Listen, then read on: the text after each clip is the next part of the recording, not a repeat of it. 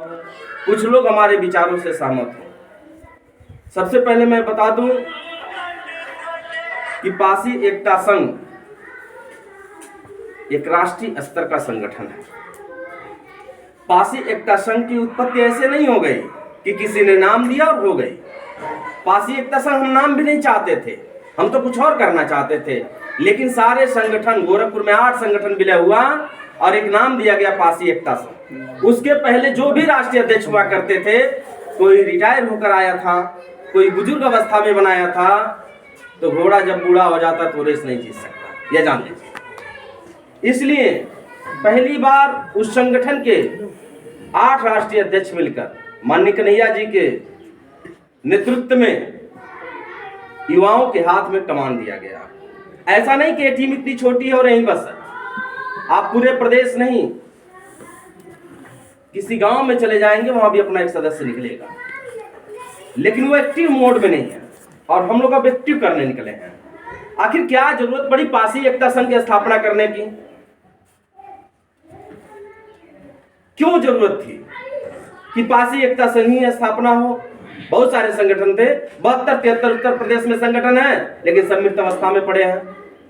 इसलिए कई संगठन को मिलाकर के एक संगठन बना पासी एकता संघ, जो सिर्फ पासी की बात नहीं करता, ओबीसी, एससी, एसटी और माइनॉरिटी की बात करता है।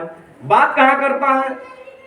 जैसे आज हम आपके बीच में आए हैं, लेकिन अगर इन भाइयों में से किसी के रिश्तेदार, किसी के परिवार, पूरे प्रदेश के किसी जिले में अगर कोई घटना घट जाती है, तो पासी एकता संघ दावे के साथ कहता है कि सबसे पहले अगर कोई संगठन पहुंचता है तो आज के डेट में पासी एकता संघ पहुंचता है। ये मैं दावे के साथ कहता हूं। अगर हम किसी की मदद नहीं कर सकते, किसी के साथ कदम से कदम मिला के नहीं चल सकते, तो फिर संगठन का मतलब कुछ नहीं है। बहुत सारे संगठन हैं। दूसरा कि पासी राजा था, तो मैं गरीब नहीं कहूंगा, वो भिखारी क्यों? भाई राजा से अगर मिडिल क्लास आ जाए तो भिखारी हो गया, और हम तो मिडिल से भी बदतर जिंदगी जी रहे हैं। जब हमारे महापुरुषों का इतिहास इतना गरिमामयी है, तो हम क्यों चट्टी चौराहों पे दुकान कर रहे हैं? क्यों भीख मांग रहे हैं? क्यों नौकरी के लिए तरस रहे हैं? क्यों मुख्य धारा में नहीं आए? ये चिंतन का विषय है, जो मेरा मानना है। इसलिए अगर मुख्य धारा में आना है तो हमें संघर्ष करना होगा। एक समय था जब हमारे पूर्वजों ने संघर्ष किया, तलवारों की ताकत पे 57 राजा हुए पूरे भारतवर्ष में, और आज की स्थिति क्या है? सांसद और विधायक मिलकर के भी 57 नहीं होंगे। अगर एससी का पूरा देखा जाए तब 131 हो जाएंगे, लेकिन आज स्थिति तलवारों की ताकत पे नहीं है, कलम में वो ताकत है। जब तक कलम में ताकत नहीं आएगी, आप और हम कुछ नहीं कर सकते। संगठन कोई भी हो, अगर वो शिक्षित नहीं करने का प्रयास करता है, अपने लोगों को जागरूक करने का प्रयास नहीं करता है, तो रोटी कपड़ा मकान तो सबको मिल जाती है। जितने लोग बैठे, हमें नहीं लग रहा किसी को रोटी कपड़े मकान की दिक्कत होगी। अंतर यही होगा, कोई दाल भात रोटी सब्जी के साथ खीर खाता होगा, कोई सलाद खाता होगा, और कोई दाल चावल खाता होगा, कोई दाल रोटी सब्जी खाता होगा, कोई रोटी सब्जी खाता होगा, यही होगा ना। लेकिन मैं पूछना चाहता हूं, इस देश में क्या सिर्फ 10% लोग वाले ही शासन सत्ता में हमेशा रहेंगे? क्या उन्हीं के माथे पे लिखा गया है कि तिलक आपको लगेगा? मैं पासी समाज के लोगों से विशेषकर सवाल करना चाहता हूं और जानना चाहता हूं, क्या आप मुख्य धारा में नहीं जाना चाहते? क्या आप शासन सत्ता में नहीं जाना चाहते? आपकी सोच यही है कि हम जहां थे वहीं रह जाएं? अगर यही सोच है तो हम आए हैं, 2 शब्द कहेंगे, कह के चले जाएंगे और आप सुन के घर में पटा जाएंगे। उस पर चिंतन करने की जरूरत है कि एससी समाज में भी एक समाज जो 4-4 बार मुख्यमंत्री, पिछड़ी समाज में भी एक समाज जो 4-4 बार मुख्यमंत्री, और जो जिसके 57 राजा थे पूरे भारतवर्ष में, वो भिखारी क्यों? सिर्फ क्यों वोट देने के लिए पैदा हुआ है? लात खाने के लिए पैदा हुआ है? हर हफ्ते, हर तीसरे दिन घटना घटती है कि किसी पासी को मार दिया गया, किसी चमार को मार दिया गया, किसी कटिक को मार दिया गया, किसी बेलदार को मार दिया गया, किसी धुनिया को मार दिया गया, किसी मुसलमान को मार दिया गया। कभी घटनाएं भी सुनते का किसी ब्राह्मण को मार दिया गया, कभी कभी होता होगा। लेकिन जो ये मिडिल क्लास के लोग हैं, इनके ऊपर लगातार घटनाएं घट रही हैं। अगर लगातार घटनाएं घट रही हैं तो उस घटना पे जिक्र होनी चाहिए कि ऐसा क्यों। हम क्या करें कि घटना ना घटे। हम किस रास्ते पे जाएं कि हमारे लोग मजबूत हों, हम शान से कह सके अगर हमारे राजा महाराजा हुआ करते थे, हमारे पूर्वज के बाजुओं में वो ताकत थी कि शासन चलाते थे, तो आज वह ताकत हम लोगों की कहां चली गई है? उस ताकत का सृजन क्यों नहीं हो पा रहा है? उसका एक कारण है, फूट डालो और राज करो। पासी को पासी से लड़ा दो, पासी को चमार से लड़ा दो, पासी को खटिक से लड़ा दो, राजभर से लड़ा दो।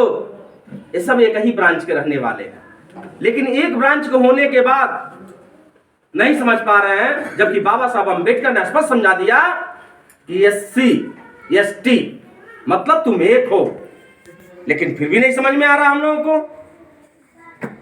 संगठन के मैं मुख्य उद्देश्य पे आता हूं। जैसे महामहिम चाचा जी ने कहा कि इतिहास पे चर्चा होनी चाहिए, तो मैं आपको तत्कालिक घटना लखनऊ के तरफ रुख करवाना चाहूंगा कि लखनऊ की स्थिति क्यों ऐसी आ गई जो उसका नाम लक्ष्मणपुरी होने जा रहा है। क्या जरूरत थी लक्ष्मणपुरी होने की? उस नाम से क्या तकलीफ है? लखनऊ नाम से किसी को दर्द होता है लखनऊ कहने से? किसी को परेशानी है? नहीं है ना? तो फिर तकलीफ क्यों कि लक्ष्मणपुरी हो जाए? क्योंकि आज हम सोचते हैं, 2 साल पहले सोचते हैं, लेकिन जो बदलने की तैयारी कर रहे हैं वो 100 साल पहले सोचते हैं। उनके सोच और हमारे सोच में बस अंतर इतना है। जैसे हमारे बड़े भाई ने कहा कि हम पासी नहीं मानवता के हैं, मैं भाई से कहता हूं कि मानवता का जात सर्टिफिकेट लगा के दिखाइएगा, तब अभिषेक पासवान से आइएगा बात करने। जब जात सर्टिफिकेट लेने जाएंगे तो उपजात लिखा जाएगा, पासी लिखा जाता है नहीं लिखा जाता है? बताइए आप लोग। लिखा जाता है। जब यह सरकारें बनती है तो टिकट भी जात के आधार पे देती हैं, मंत्री भी जात के आधार पे देती है, और चैनल में प्रचार करवाया जाता है कि हमने इन जातियों को कैबिनेट में मंत्री रखा, हमने इन जातियों को टिकट दिया जो जीत के सदन में आए। तो क्या हमें जात की बात करने में बुराई होनी चाहिए? नहीं। हम शर्माते हैं कि हम पासी, हम शर्माते हैं कि हम पासी हैं, लेकिन हम भूल जाते हैं कि इस देश के मूल निवासी हैं। हम भूल जाते हैं कि इस देश पे हमारे पूर्वजों ने शासन किया। अगर हमारे पूर्वजों ने शासन किया था तो हम शासन सत्ता में वापस कैसे आएंगे? हम शासन सत्ता को कैसे देखेंगे कि हमारे लोग, जरूरी नहीं कि हम शासन सत्ता में हो, कोई तो हमारा मुखिया होगा। ये पूरा समाज टकटकी भरी निगाहों से देख रहा है कि हमारा कोई मुखिया आएगा, एक दिन प्रदेश में अपना सच्चा स्थापित करेगा। और सच्ची हमारे महापुरुषों को श्रद्धांजलि तब होगी जब हमारे समाज का बेटा, हमारे समाज का मुखिया उत्तर प्रदेश की कुर्सी के साथ साथ भारत की कुर्सी पर बैठने का कार्य करेगा।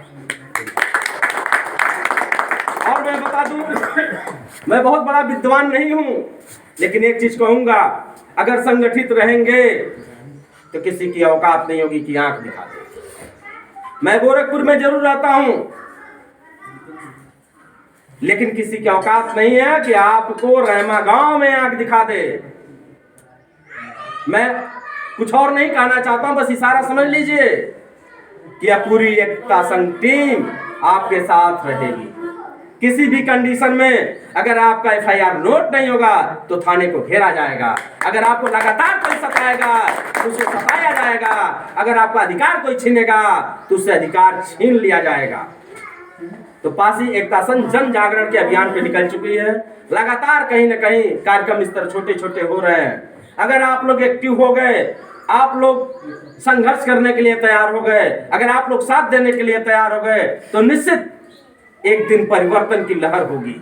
मैं बता दूं, यह कार्यक्रम जिनके सौजन्य से हो रहा है, जिनके उद्देश्य से, जिनकी सोच से, जिनके एक दिमागी उपज से हम यहाँ आए, उनका नाम है, आयोजक हैं इस कार्यक्रम के अनूप पासवान जी, और जिला सचिव हैं पासी एकता संघ संत कबीर नगर के। मैं उनको बधाई देता हूँ। आप लोग जोरदार तालियों से उनका स्वागत करिए। और हमारे बीच में हम लोगों के राष्ट्रीय उपाध्यक्ष, हाइट कम फाइट ज्यादा, बहुत कम बोलना अधिक करना, आदरणीय श्री दीपक पासवान जी का मैं स्वागत करता हूं।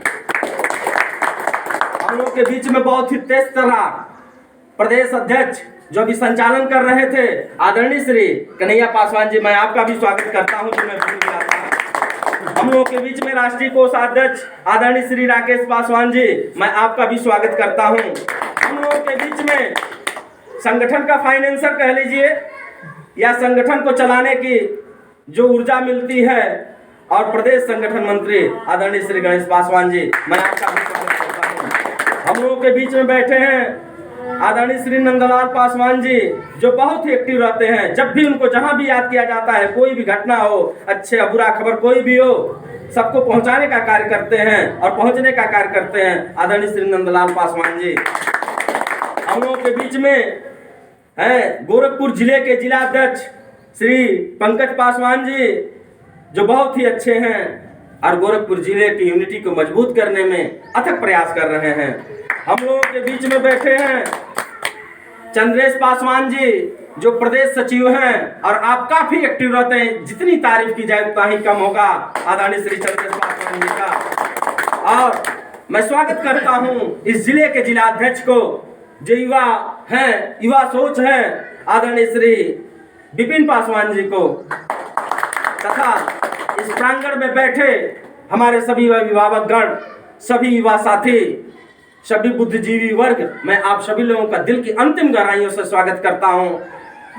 मैं इसलिए लेट में यह कह दिया क्योंकि ट्रैक बदल गया था थोड़ा सा, इसलिए मैं आपको एक चीज और बता दूं।